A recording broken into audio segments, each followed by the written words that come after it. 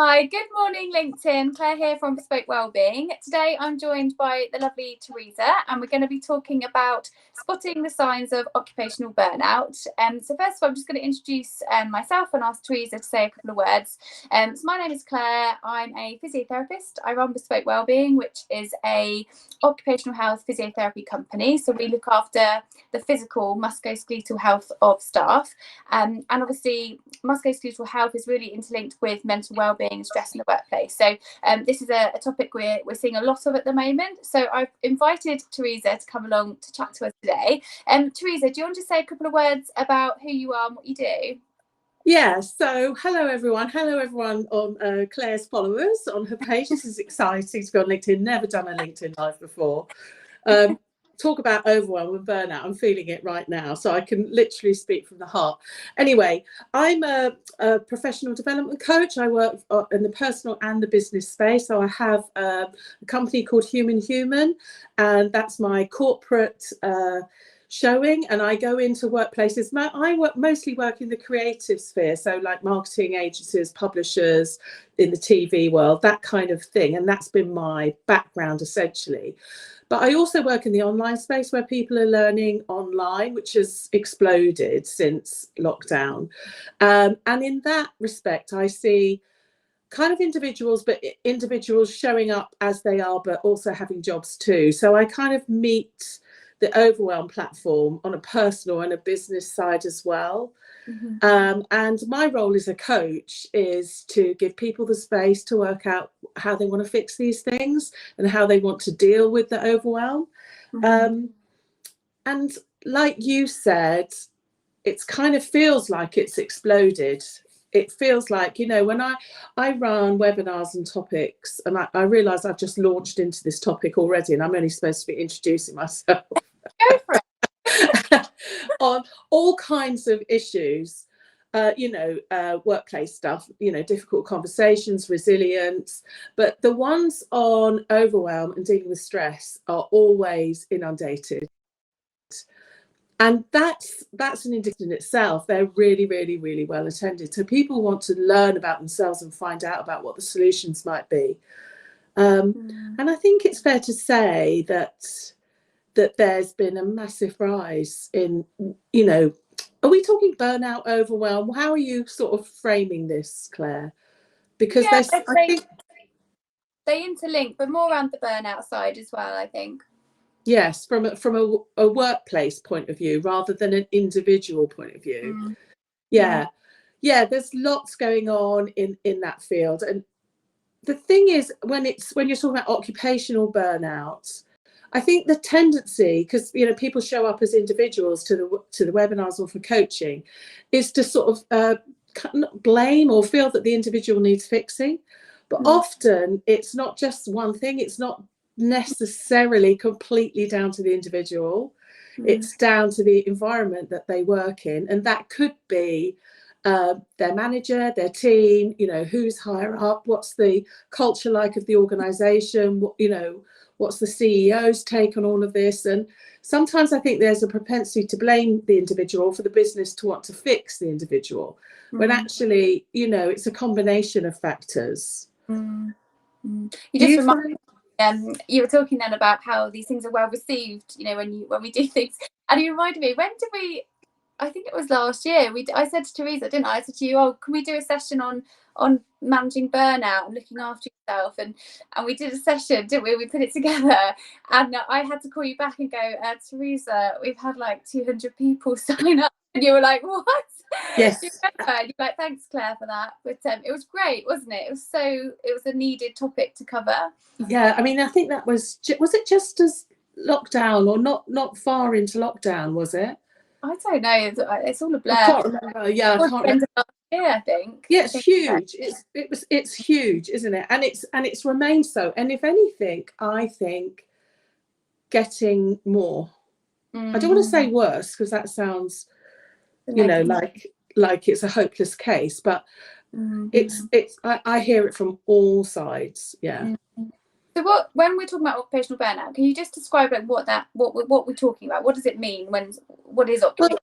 Well, I mean, frequently we talk about overwhelm, And I don't think it's that. I mean, I think overwhelm might kind of relate to, you know, if you're working on a particular project and you're perhaps exhausted and you're taking on too much and you can't see the wood for the trees.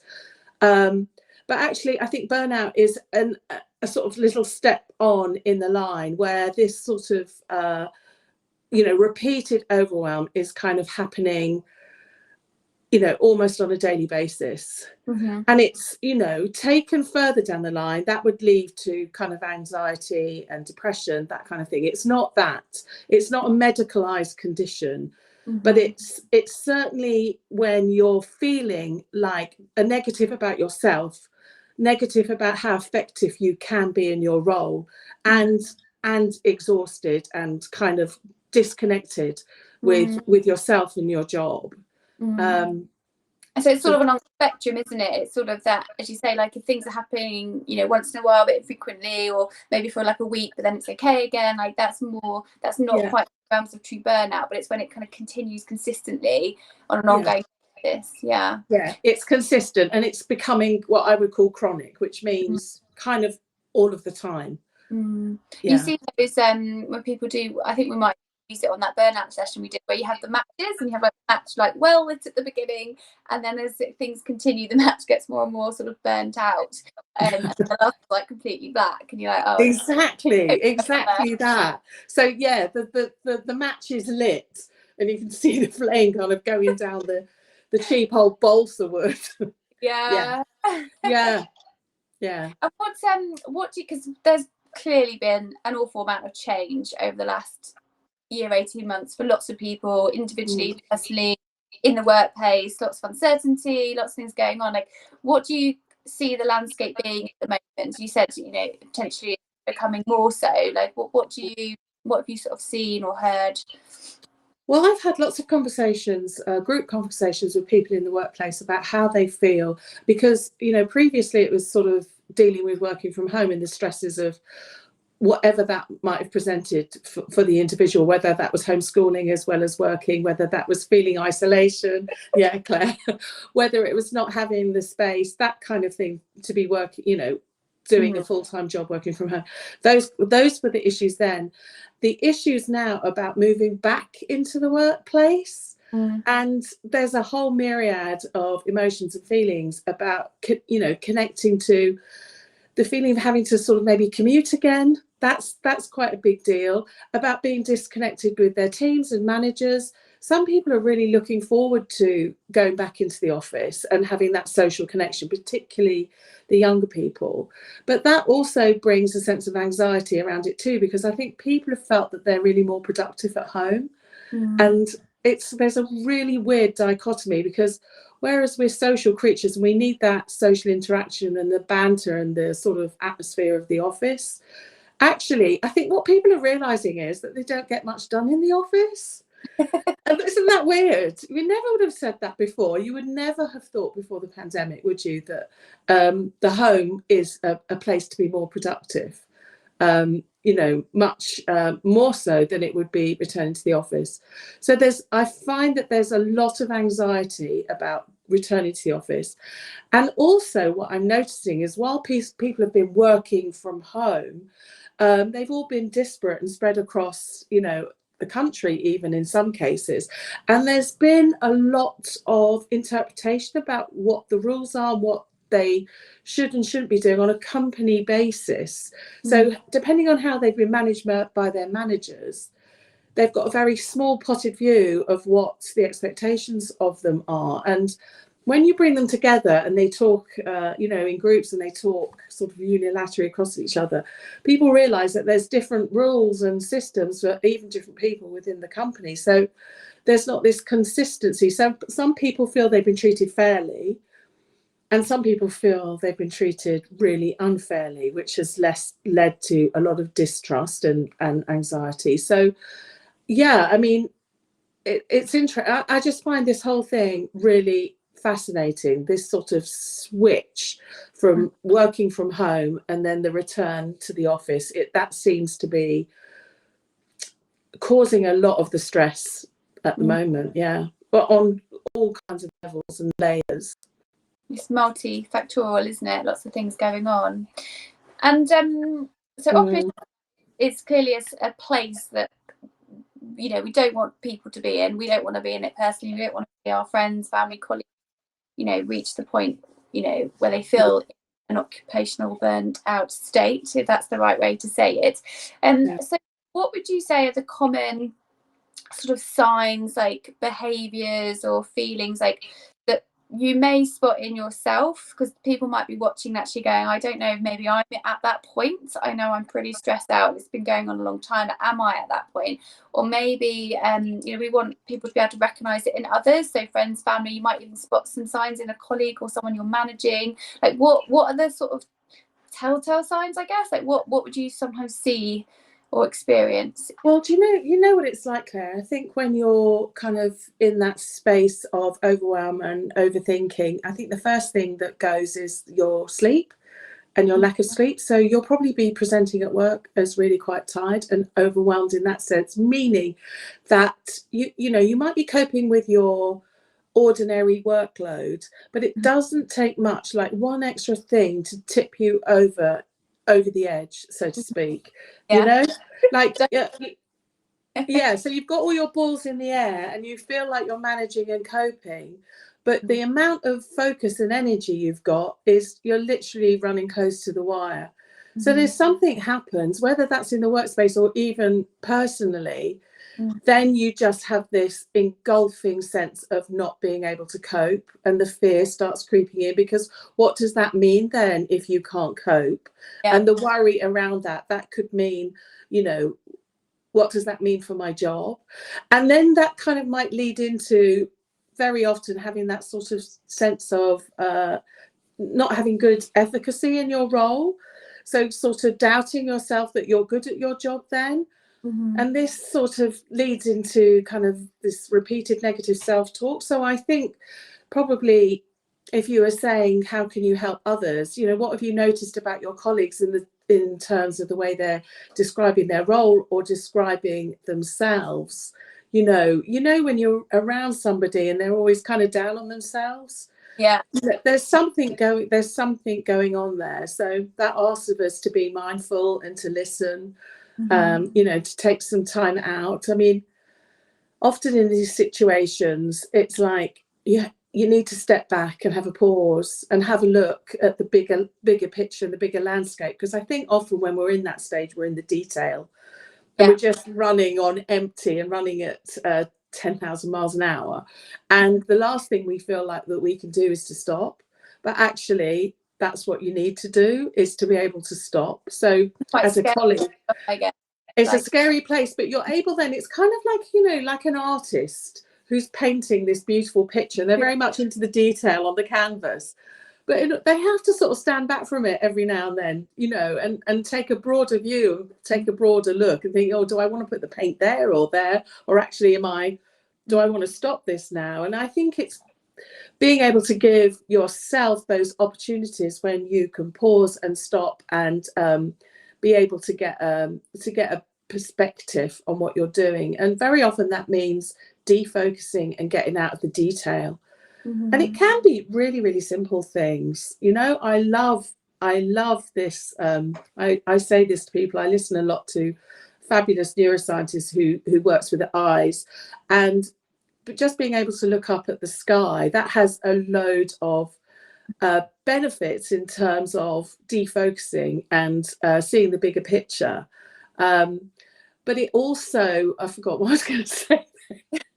I was saying I love it, and then I've lost my train of thought. It's about this sort of, that's what I was going to say. It connects with our dopamine, because when you look back and take a broader view of your life, you're thinking about the future and possibility.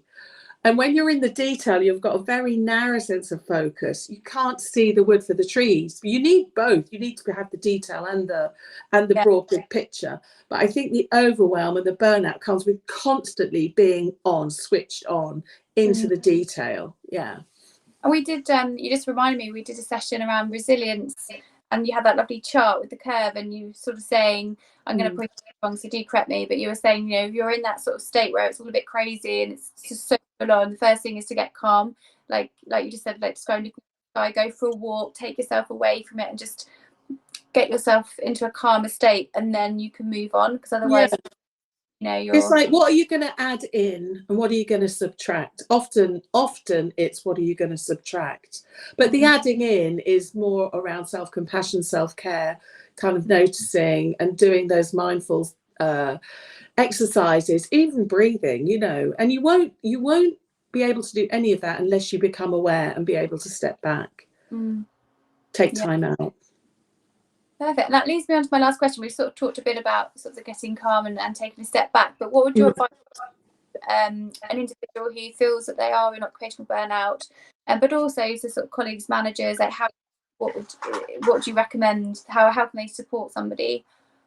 Oh, so are you talking about managers and yeah, individuals and managers? So I mean, individuals, I would talk about what I've just mentioned there, but I think when we're talking about occupational burnout, I think there's just as much onus on organizations to look inward, to look towards themselves and think, what can I change to make this better for the individual? And that that depends so much on the culture of the organization, and also on the mindset and the attitude of the managers and the teams that people work within. But I think I would really like to implore particularly organizations, or perhaps people in HR, to think about how they can do things differently. I mean, this is a new world now going forward, and I think, if anything, the pandemic has shown us that anything is possible in terms of making radical changes in the workplace. And I think making the spaces where we work much more harmonious for individuals. Mental health now is out of the bag. It's around. It's not going to go away. So actually, let's really work and do something really dynamic about preserving people's mental health, having systems in place, and talking therapies, with often daily, all the time, within the workspace, to understand where people are at and how they feel and what can be done about it collectively. So I think it's going to take some big shoulders and some brilliant mindsets to actually consider that it's not the individual that's at fault. Often within organizations, there's much more that can be done. So obviously what can be done depends on the organization and and the people within it, but it can be done. We know that now, I think. And it doesn't have to be costly. We're talking about workforce and staff, and looking after people's well-being, health and well-being.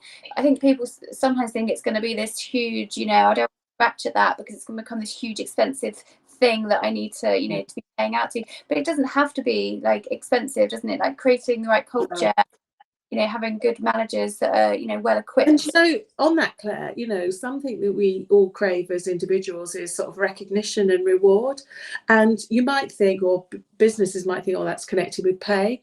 And actually, it's not. You can go so far by seeing and hearing and acknowledging what somebody's done in the workspace. So recognition and being heard, listening to their voice, can be really, really powerful. And like you say, it costs nothing. Yeah, it costs nothing. Yeah. Fantastic. Thank you so much. That is all my questions. Where can people find out more about you, hang out with you more? Like, where would you point people to that are listening? Yes, right. So I'm on a workplace thing. Well, I am here on LinkedIn, but I don't spend too much time in LinkedIn. My bad, really. My business is humanhuman.co.uk, and I'm also on Instagram, and I've got a weird handle. It's called You Coming Alive.